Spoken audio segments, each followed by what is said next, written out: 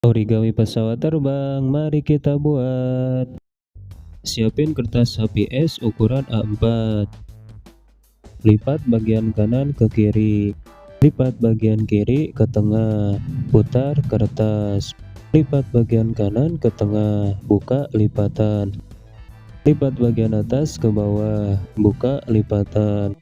Lipat bagian atas ke bawah, lipat bagian kanan, lipat bagian kiri ke tengah, lipat bagian atas ke bawah, lipat bagian bawah ke atas. Lipat kertas seperti ini.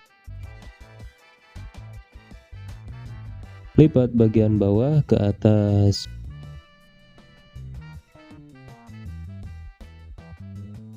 Balikan kertas. Lipat bagian atas ke bawah sehingga berbentuk seperti ini. Buka lipatan kertas.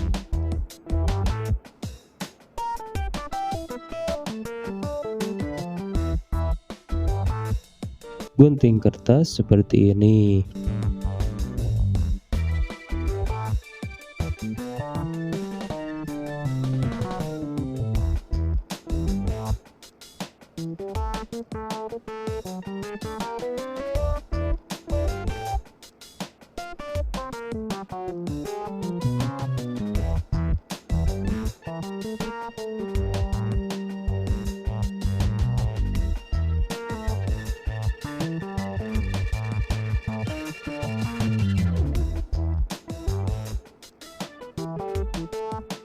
Bagian sayapnya lipat ke atas sedikit.